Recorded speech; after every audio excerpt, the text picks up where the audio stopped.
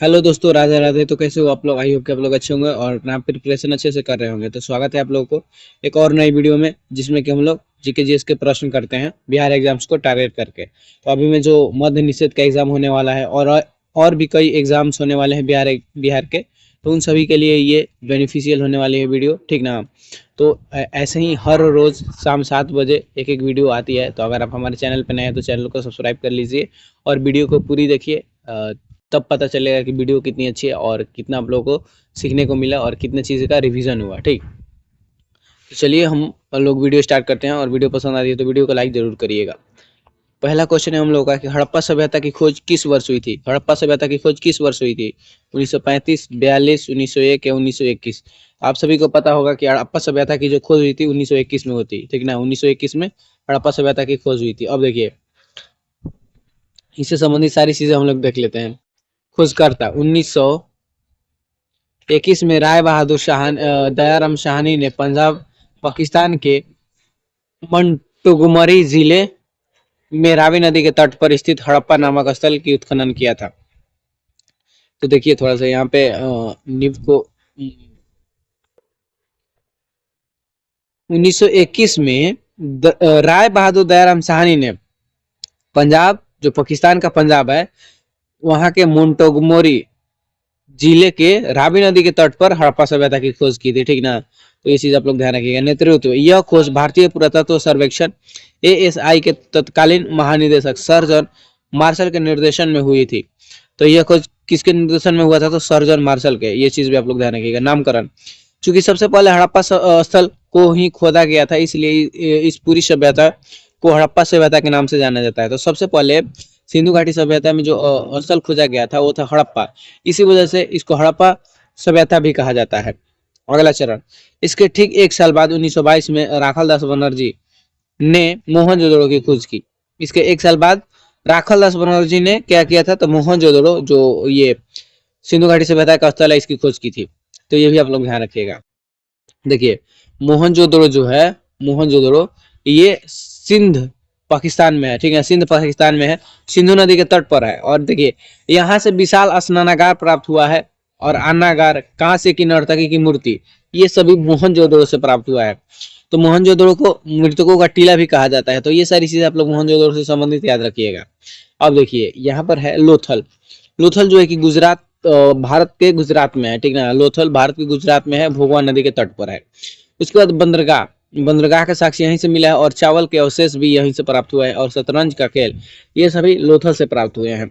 उसके बाद कालीबंगा, कालीबंगा जो है ये राजस्थान, भारत के राजस्थान में है और घग्गर नदी के तट पर है।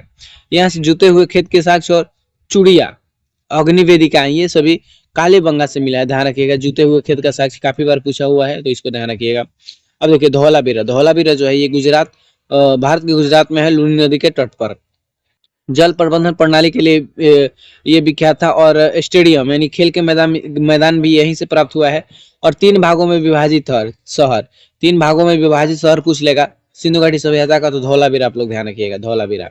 चलिए नेक्स्ट क्वेश्चन हम लोगों का है कि वेदों की ओर लौटो का नारा किसने दिया था? वेदों की ओर लौटो का नारा किसने दिया था? स्वामी विवेकानंद, स्वामी दयानंद सरस्वती, रामकृष्ण परमहंस और डॉक्टर राजा राम मोहन राय। तो ध्यान रखिएगा, वेदों की ओर लौटो का नारा दिया था दयाराम सरस्वती ने। दयाराम सरस्वती ने वेदों की ओर लौटो का नारा दयाराम सरस्वती ने दिया था। देखिए, अब इससे संबंधित सारी चीजें हम लोग देखते हैं। तो वेदों की ओर लौटो का नारा स्वामी दयानंद सरस्वती द्वारा दिया गया था। मूल विचार, स्वामी दयानंद का मानना था कि हिंदू धर्म की सभी समस्याओं का समाधान वेदों में छिपा है। उन्होंने वेदों को ईश्वर की वाणी और सत्य ज्ञान का स्रोत माना। तो स्वामी विवेकानंद का क्या मानना था? तो हिंदू धर्म के सभी समस्याओं का समाधान वेदों में छिपा हुआ है और उन्होंने वेदों को ईश्वर का वाणी कहा था, ठीक ना। और सत्य ज्ञान का स्रोत, ईश्वर का वाणी और सत्य ज्ञान का स्रोत वेदों को कौन कहा था? तो दयानंद सरस्वती ने। आर्य समाज की स्थापना, देखिए आर्य समाज की स्थापना स्वामी दयानंद सरस्वती ने करते हैं। उन्होंने 7 अप्रैल 1875 को बम्बई में, अब मुंबई हो गया है, आर्य समाज की स्थापना की, जिसका उद्देश्य समाज को अंधविश्वासों और कुरीतियों से मुक्त कर पुनः वेदों के मार्ग पर लाना, ठीक ना। तो इस आर्य समाज की क्या उद्देश्य था? तो अंधविश्वासों और कुर्तियों को मुक्त कर पुनः वेदों के मार्ग पर लाना। प्रसिद्ध पुस्तक, उनके विचारों का मुख्य संग्रह सत्यार्थ प्रकाश नामक पुस्तक में मिलती है। तो ध्यान रखिएगा, स्वामी विवेकानंद का पुस्तक का नाम क्या है? सत्यार्थ प्रकाश, सत्यार्थ प्रकाश। अब देखिए, समाज सुधार, उन्होंने मूर्ति पूजा, बाल विवाह और छुआछूत का विरोध किया, जबकि महिला शिक्षा और विधवा विवाह का समर्थन किया। तो ये क्या किए थे समाज सुधार के मामले में? तो मूर्ति पूजा का और बाल विवाह और छुआछूत का विरोध किया और विधवा पुनर्विवाह का समर्थन किया। अब देखिए, उसके बाद नेक्स्ट क्वेश्चन है हम लोगों का, जलियांवाला बाग हत्याकांड कहाँ हुआ था? जलियांवाला बाग हत्याकांड कहाँ हुआ था? अमृतसर, लुधियाना, जालंधर या फिर चंडीगढ़? तो ध्यान रखिएगा, जलियांवाला बाग हत्याकांड आप सभी को पता ही होगा, अमृतसर में हुआ था, ठीक ना। जलियांवाला बाग हत्याकांड अमृतसर में हुआ। तो आइए अब हम लोग जलियांवाला बाग हत्याकांड से संबंधित सारी चीजें देख लेते हैं, ठीक ना। तो यह घटना 13 अप्रैल 1919 को बैसाखी के दिन हुई थी। जो पंजाब में बैसाखी का त्यौहार मनाया जाता है, उसी दिन 13 अप्रैल 1919 को यह घटना घटित हुआ था। लोग रॉलेट एक्ट, जिसे बिना वकील, बिना अपील, बिना दलील का कानून कहते थे, ठीक ना। रॉलेट एक्ट का मतलब क्या होता था? बिना वकील, बिना अपील, बिना दलील का कानून कहा जाता था। और अपने नेता डॉक्टर सैफुद्दीन किचलू और डॉक्टर सत्यपाल की गिरफ्तारी का शांतिपूर्ण विरोध करने के लिए अमृतसर के जलियांवाला बाग में इकट्ठा हुए थे, ठीक है ना। ये गोली चलाने का कारण क्या हुआ था? तो ये रॉलेट एक्ट के विरुद्ध, और जो क्या है कि जो वहां पर लोग इकट्ठे हुए थे, उनके नेता सैफुद्दीन किचलू और डॉक्टर सत्यपाल की गिरफ्तारी के विरोध में ये लोग इकट्ठा हुए थे। उसके बाद देखिए क्या होता है, पंजाब के तत्कालीन लेफ्टिनेंट गवर्नर जो था माइकल ओडायर के आदेश पर जनरल रेजिंड डायर ने बाग में एकमात्र संकरे निकास द्वार को घेर लिया और निहत्थी भीड़ पर अंधाधुंध गोलियां चलवा दी थी, ठीक। तो काफी सारे मात्रा में वहां पर लोगों की मृत्यु हुई थी, ठीक ना। लगभग 1000 मृत्यु हुई थी, लेकिन सरकारी आंकड़ों के अनुसार 389 लोग मारे गए थे, लेकिन वास्तविक संख्या 1000 से भी अधिक थी, ठीक ना। तो ये चीज आप लोग ध्यान रखिएगा। अब देखिए, इस घटना के परिणाम, नाइटहुड की उपाधि, इस नरसंहार के विरोध में रविंद्रनाथ टैगोर ने अपनी नाइटहुड की उपाधि वापस कर दी थी। तो आप सभी को पता ही होगा, रविंद्रनाथ टैगोर को क्या हुआ था कि नाइटहुड की उपाधि मिली हुई थी। तो इस घटना के बाद वो अपना उपाधि वापस कर दी थी। कैसर ए हिंद, महात्मा गांधी ने अपने कैसर ए हिंद की उपाधि लौटा दी, ठीक ना। महात्मा गांधी ने भी कैसर ए हिंद नामक उपाधि अपना लौटा दी। हंटर आयोग, घटना की जांच के लिए ब्रिटिश सरकार ने हंटर कमीशन का गठन किया था। तो इस घटना के जांच के लिए ब्रिटिश सरकार क्या किया था? तो हंटर कमीशन का गठन किया था। बदला, 1940 में उधम सिंह ने लंदन जाकर माइकल ओडायर की गोली मारकर हत्या कर दी। उधम सिंह ये ऐसे वीर थे जिन्होंने मन में ठान लिया था कि जब तक मैं माइकल ओडायर को मार नहीं देता तब तक मैं शांत नहीं रहूंगा, और ये लंदन जाकर इसको मार ही देते हैं, ठीक ना। तो ये चीज भी आप लोग ध्यान रखिएगा। नेक्स्ट क्वेश्चन है, किस मुगल शासक को जिंदा पीर कहा जाता था? किस मुगल शासक को जिंदा पीर कहा जाता था? अकबर, जहांगीर, शाहजहां या फिर औरंगजेब? तो ध्यान रखिएगा, औरंगजेब को जिंदा पीर कहा जाता था, ठीक ना। औरंगजेब को जिंदा पीर कहा जाता था। देखिए, मुगल सम्राट औरंगजेब को उनके व्यक्तिगत जीवन और धार्मिक स्वभाव के कारण जिंदा पीर कहा जाता था। औरंगजेब को क्या कहा जाता था? उसकी व्यक्तिगत जीवन और धार्मिक स्वभाव के कारण उसे जिंदा पीर कहा जाता था। अब देखिए अर्थ,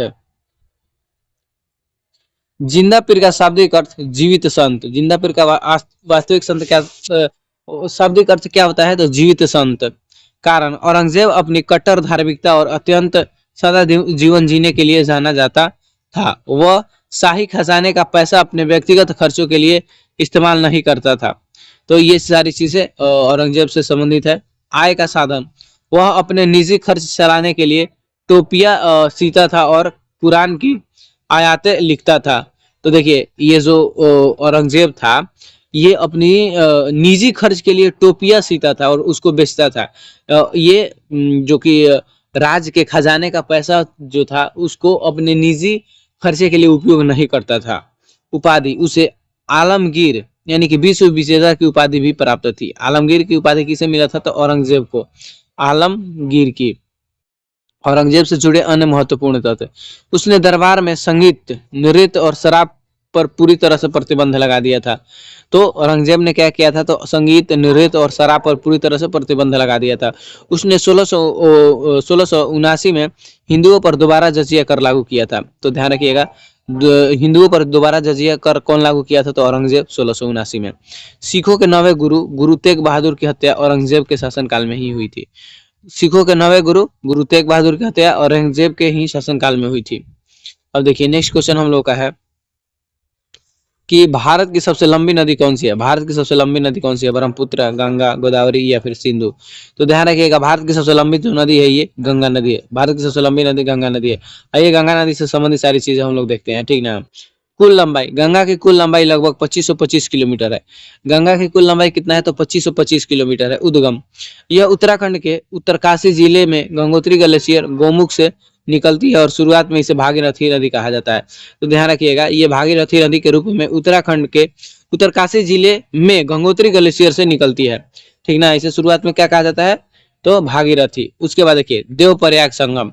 देवप्रयाग में अब अलकनंदा और भागीरथी, यहाँ पर देवप्रयाग में क्या होता है, तो अलकनंदा और भागीरथी नदियां देवप्रयाग में मिलती है, तब इसका नाम गंगा पड़ जाता है। तो ध्यान रखिएगा, देवप्रयाग में अलकनंदा और भागीरथी मिलने के बाद इस नदी का नाम गंगा पड़ जाता है। राष्ट्रीय नदी, भारतीय सरकार ने 2008 में गंगा को राष्ट्रीय नदी घोषित किया था। तो ध्यान रखिएगा, ये क्वेश्चन पूछ लेता है कि गंगा को राष्ट्रीय नदी कब घोषित किया गया था, तो 2008 में। मुहाना, यह बंगाल के खाड़ी में गिरने से पहले दुनिया के सबसे बड़ा डेल्टा सुंदरबन डेल्टा बनाती है।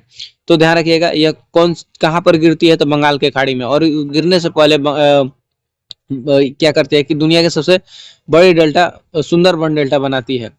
अब देखिए उसके बाद हम लोग देख लेते हैं ब्रह्मपुत्र नदी।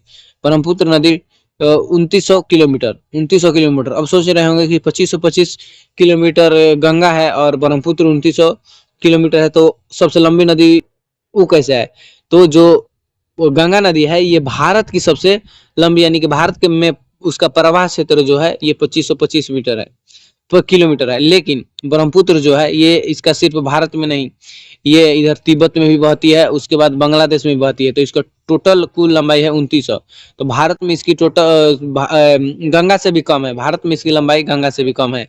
तो यह कुल लंबाई में गंगा से बड़ी है, लेकिन इसका अधिकांश हिस्सा चीन, तिब्बत और बांग्लादेश में बहता है, और भारत में इसकी लंबाई गंगा से कम है। सिंधु 3180 किलोमीटर है, यह भी गंगा से लंबी है, लेकिन इसका बड़ा हिस्सा पाकिस्तान में है। गोदावरी, इसकी लंबाई 1465 किलोमीटर है और इसे दक्षिणी गंगा या बृहद गंगा कहा जाता है। यह प्रायद्वीपीय भारत का सबसे लंबी नदी है, यानी कि दक्षिण भारत की सबसे लंबी नदी गोदावरी है, तो इसे दक्षिणी गंगा या बृहद गंगा भी कहा जाता है। तो ये चीज भी आप लोग ध्यान रखिएगा। चलिए नेक्स्ट क्वेश्चन पे आते हैं हम लोग कि सौरमंडल का सबसे गर्म ग्रह कौन सा है। सौरमंडल का सबसे गर्म ग्रह कौन सा है, बुध, शुक्र, मंगल या फिर बृहस्पति है। तो आप सभी को पता ही होगा, सौरमंडल का सबसे गर्म ग्रह जो है ये शुक्र है, ठीक ना। सौरमंडल का सबसे गर्म ग्रह शुक्र है। अब देखिए सौरमंडल का सबसे गर्म ग्रह शुक्र है, जबकि बुध सूर्य के सबसे करीब है।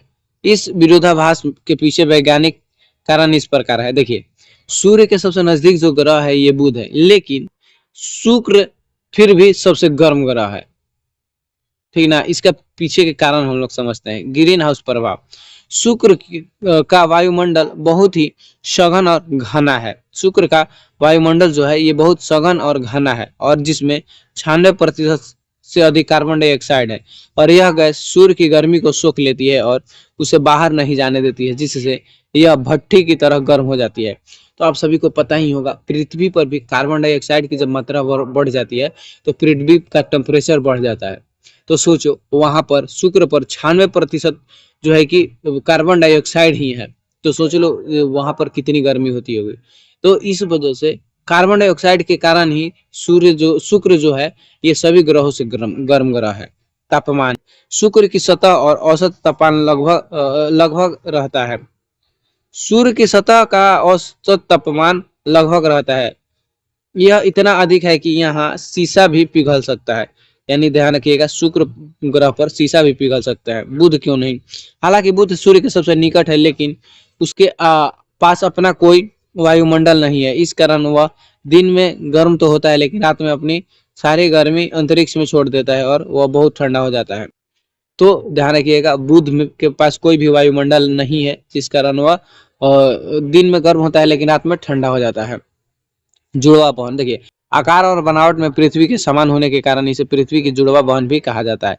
ये शुक्र की बात हो रही है, ठीक ना। शुक्र को पृथ्वी का जुड़वा बहन क्यों कहा जाता है, तो आकार और बनावट में पृथ्वी के समान होने के कारण इसे पृथ्वी का जुड़वा बहन भी कहा जाता है। चमकदार ग्रह, यह आकाश में सूर्य और चंद्रमा के बाद सबसे चमकने वाला वस्तु है और इसे भोर का तारा और सांझ का तारा भी कहा जाता है।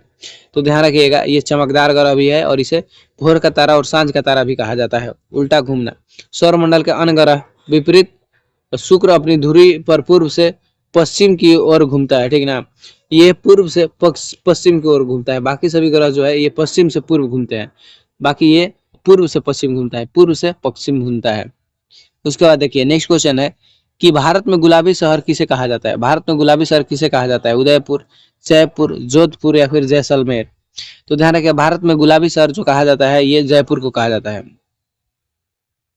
ठीक ना। भारत में गुलाबी शहर जयपुर को कहा जाता है, भारत में गुलाबी शहर जयपुर को कहा जाता है। अब देखिए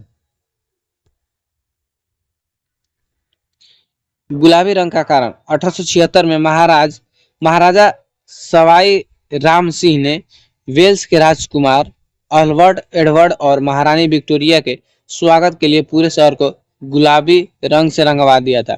गुलाबी रंग उस समय मेहमान नवाजी का प्रतीक माना जाता है। तो देखिए ये गुलाबी शहर कैसे इसका नाम पड़ा, तो 1876 में महाराजा, जो यहाँ के महाराजा सवाई राम सिंह थे, उन्होंने वेल्स के राजकुमार, कहाँ के, वेल्स के राजकुमार जिसका नाम अल्बर्ट एडवर्ड था, और महारानी विक्टोरिया के स्वागत के लिए पूरे शहर को गुलाबी रंग से रंगवा दिया था।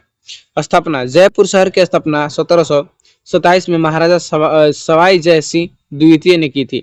यह भारत के सबसे व्यवस्थित और योजनाबद्ध शहरों में से एक है, ठीक ना। तो ध्यान रखिएगा, जयपुर शहर की स्थापना पूछ लेगा तो कब हुआ था, तो 1727 में महाराजा सवाई जय सिंह ने की थी, महाराजा सवाई जय सिंह ने की थी। वास्तुकार, इस शहर का नक्शा विद्याधर भट्टाचार्य ने तैयार किया था, जो वास्तुशास्त्र पर आधारित है, ठीक ना। इसका नक्शा कौन तैयार किया था, तो विद्याधर भट्टाचार्य ने इसका नक्शा तैयार किया था। विश्व विरासत, देखिए 2019 में यूनेस्को ने जयपुर के चार दीवारी वाले शहर को विश्व धरोहर स्थल घोषित किया है। तो यह यूनेस्को में कब शामिल हुआ है, तो 2019 में, ठीक ना। जयपुर शहर यूनेस्को के विश्व धरोहर स्थल कब घोषित किया गया है, तो 2019 में, ध्यान रखिएगा। उदयपुर, इसे झील नगरी और पूर्व वेनिस कहा जाता है। झील नगरी किसे कहा जाता है, उदयपुर को, और पूर्व का वेनिस भी उदयपुर को कहा जाता है, ध्यान रखिएगा। झील की नगरी उदयपुर को, जैसे कि अभी गुलाबी शहर जयपुर को कहा जाता है, ऐसे ही ये सभी, जैसे देखिए जोधपुर है, जैसलमेर है, इन सभी का उपनाम इधर दिया हुआ है। जैसे झील की नगरी उदयपुर, पूर्व का बेसिन उदयपुर। अब देखिए जोधपुर को नीला शहर और सूर्य नगरी भी कहा जाता है, जोधपुर को नीला शहर और सूर्य नगरी भी कहा जाता है। जैसलमेर को स्वर्ण नगरी कहा जाता है, क्योंकि यहाँ किले और घर पीले बलुआ पत्थर से बने हैं जो धूप में सोने जैसे चमकते हैं। तो जैसलमेर को क्या कहा जाता है, तो स्वर्ण नगरी कहा जाता है, जैसलमेर को स्वर्ण नगरी कहा जाता है। चलिए नेक्स्ट क्वेश्चन है हम लोग का, वायुमंडल की सबसे निचली परत कौन सी है। वायुमंडल की सबसे निचली परत कौन सी है, क्षोभमंडल या समताप, मध्य या फिर आयान मंडल। तो ध्यान रखिएगा, वायुमंडल की जो सबसे निचली परत है ये क्षोभमंडल है। वायुमंडल की सबसे निचली परत क्षोभमंडल है। अब आइए इस क्षोभमंडल के बारे में हम लोग सारी चीजें जानते हैं, ठीक ना। क्षोभमंडल, तो ऊंचाई, यह पृथ्वी की सतह से शुरू होकर ध्रुव पर लगभग 8 किलोमीटर और भूमध्य रेखा पर लगभग 18 किलोमीटर की ऊंचाई पर फैली हुई है। यानी कि औसतन जो इसका ऊंचाई है क्षोभमंडल के क्या बोलते हैं कि ये लगभग इसकी ऊंचाई 18 किलोमीटर है, ठीक ना। जो ध्रुव पर 8 है और भूमध्य रेखा पर 18 है तक फैली हुई है। अब देखिए मौसमी घटनाएं, वायुमंडल की लगभग सभी मौसमी घटनाएं जैसे बादल का बनना, वर्षा, कोहरा, आंधी, बिजली चमकना इसी परत में होती है। तो ध्यान रखिएगा क्षोभमंडल में क्या क्या होता है, बादल का बनना, वर्षा, कोहरा, आंधी, बिजली चमकना, ये सभी क्षोभमंडल में होता है। तापमान में गिरावट, जैसे जैसे हम इस परत में ऊपर की ओर बढ़ते हैं तो तापमान घटने लगता है और इसे सामान्य हास्य दर कहते हैं, सामान्य हास्य दर कहते हैं, जो प्रति 1 165 मीटर की ऊंचाई पर जाने पर 1 डिग्री C कम होता है, यानी कि 1 डिग्री सेल्सियस कम होता है। देखिए क्षोभ मंडल में जब आप ऊपर जाइएगा तो 165 मीटर पर आपका 1 डिग्री सेल्सियस तापमान क्या होगा कि कम होगा, और इसे समान हास दर भी कहा जाता है, यानी कि नॉर्मल लैप्स रेट। वायु का घनत्व, वायुमंडल की कुल गैसों का लगभग 75 से 80% हिस्सा इसी परत में पाया जाता है। तो क्या क्या समझे आप कि वायुमंडल का कुल गैस, वायुमंडल में जितने भी गैस हैं उसका लगभग 75 से 80% हिस्सा इसी परत में पाया जाता है। अब देखिए अन्य परत के बारे में जान लेते हैं हम लोग। तो सबसे पहले सौरमंडल, ये सबसे निचली परत है और जीवन के लिए आवश्यक है। उसके बाद इसके ऊपर जाएगा तो समताप मंडल, यहाँ ओजोन परत पाई जाती है जो पराबैंगनी किरण से रक्षा करती है, और हवाई जहाज ये प्राय इसी परत में उड़ते हैं। तो ओजोन परत आप सभी को पता ही होगा, ओजोन परत जो सूर्य से आती हुई यूवी किरणें को डायरेक्ट पृथ्वी पर आने नहीं देती है। और जो हवाई जहाज हैं ये सभी समताप मंडल में ही उड़ते हैं। मध्य मंडल, यह वायुमंडल की सबसे ठंडी परत है, अंतरिक्ष से आने वाले उल्कापिंड इसी परत में जलते हैं। यह वायुमंडल की सबसे ठंडी परत है और अंतरिक्ष से आने वाले उल्कापिंड इसी परत में जलते हैं। आयान मंडल या बाह्य वायुमंडल, आयान मंडल जिसे बाह्य वायुमंडल भी कहा जाता है, यह परत रेडियो संचार के लिए महत्वपूर्ण है। रेडियो संचार जो हम लोग ये फोन से बात करना, ये सारे रेडियो तरंगे जो है ये सभी किसमें है तो आयान मंडल में है। बहिर्मंडल, बहिर्मंडल में वायुमंडल की सबसे बाहरी परत, बहिर्मंडल जो है ये वायुमंडल की सबसे बाहरी परत है, और हीलियम और हाइड्रोजन जो गैस है इसी मंडल में पाया जाता है, ठीक ना।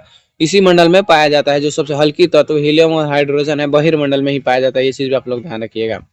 चलिए नेक्स्ट क्वेश्चन हम लोगों का है कि भारतीय संविधान का जनक किसे कहा जाता है। भारतीय संविधान का जनक किसे कहा जाता है। Doctor Rajendra Prasad, doctor B.R. Ambedkar, doctor Jawaharlal Nehru, Sardar Patel. तो आप सभी को पता ही होगा कि भारतीय संविधान का जनक B.R. अम्बेडकर को माना जाता है।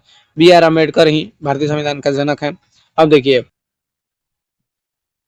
भीमराव अम्बेडकर, डॉक्टर भीमराव जी अम्बेडकर को भारतीय संविधान का जनक और आधुनिक मनु भी कहा जाता है। आधुनिक मनु, ध्यान रखिएगा, आधुनिक मनु किसे कहा जाता है तो डॉक्टर भीमराव अम्बेडकर को। और देखिए प्रारूप समिति के अध्यक्ष, 29 अगस्त 1947 को क्या हुआ था कि प्रारूप समिति का गठन हुआ था 19 अगस्त 1947 को, और उन्हें संविधान की प्रारूप समिति का अध्यक्ष चुना गया था, और इसी समिति की जिम्मेदारी संविधान की अंतिम मसौदा तैयार करना था।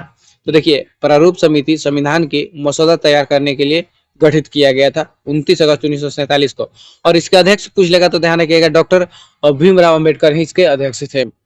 मुख्य वास्तुकार, उन्होंने लगभग 60 देशों से संविधानों का गहन अध्ययन किया और भारत की विविधताओं का ध्यान रखते हुए दुनिया की सबसे बड़ा लिखित संविधान तैयार किया। तो देखिए जो भारत के संविधान में चीजें हैं ये लगभग 60 देशों के संविधान से लिया गया है, ठीक ना।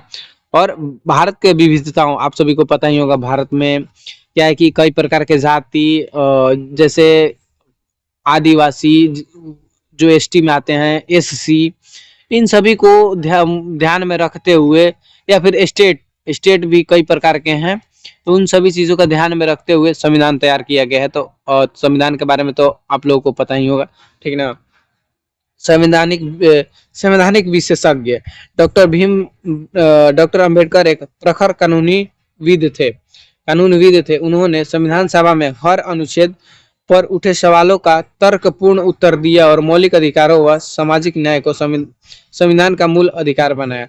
तो सोच लीजिए ये जितने भी अनुच्छेद संविधान में थे जो ये इनके द्वारा तैयार किया गया था, तो जब संविधान सभा में उनके कोई भी अनुच्छेद पर सवाल उठता था तो उसका तर्कपूर्ण क्या करते थे, ये जवाब देते थे, ठीक ना। उसके बाद देखिए डॉक्टर राजेंद्र प्रसाद, ये संविधान सभा के अस्थायी अध्यक्ष थे और बाद में भारत के प्रथम राष्ट्रपति बने। तो संविधान सभा का जब गठन हुआ था तो सबसे पहले अस्थायी अध्यक्ष डॉक्टर सच्चिदानंद सिन्हा को बनाया गया था, लेकिन बाद में अस्थायी अध्यक्ष डॉक्टर राजेंद्र प्रसाद को बनाया गया। जवाहरलाल नेहरू, इन्होंने 13 दिसंबर 1946 को संविधान सभा में उद्देश्य प्रस्ताव पेश किया था, जो बाद में संविधान का प्रस्तावना बना। तो देखिए जवाहरलाल नेहरू ने ही 13 दिसंबर 1946 को क्या किया था तो उद्देश्य प्रस्ताव को पेश किया था, जो बाद में क्या बना तो प्रस्तावना बना।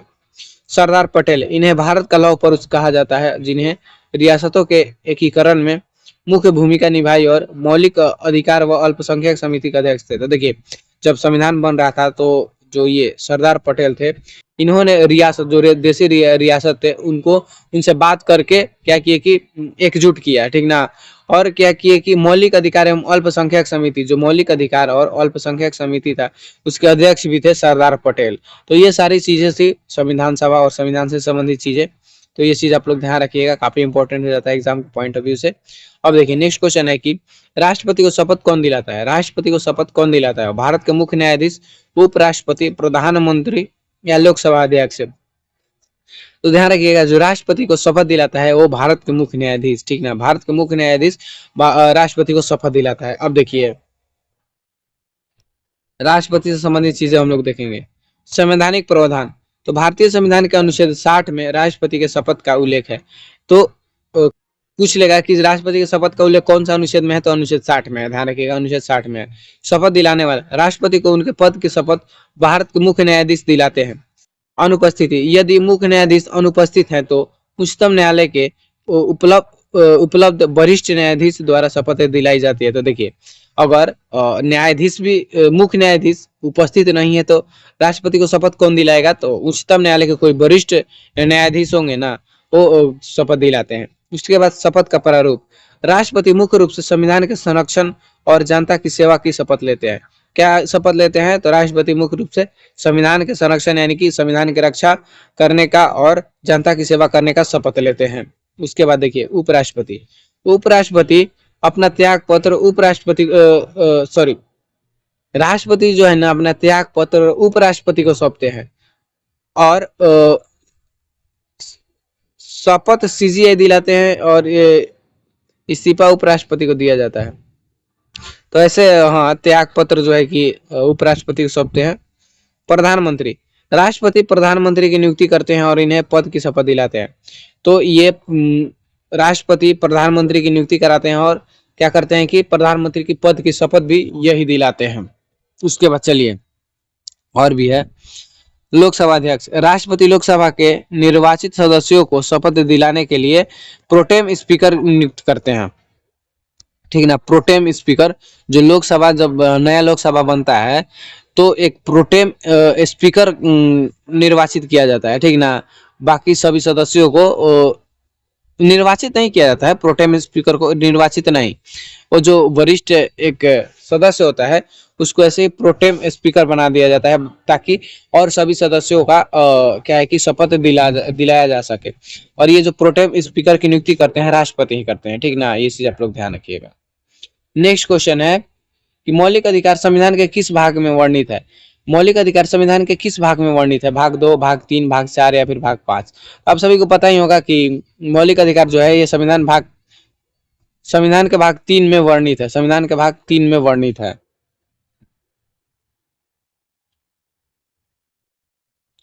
भारतीय संविधान के भाग 3 को भारत का मैग्ना कार्टा कहा जाता है क्योंकि यह नागरिकों के अधिकारों की बुनियादी ढांचा है। संविधान के भाग 3 को क्या कहा जाता है, तो भारत के मैग्ना कार्टा कहा जाता है।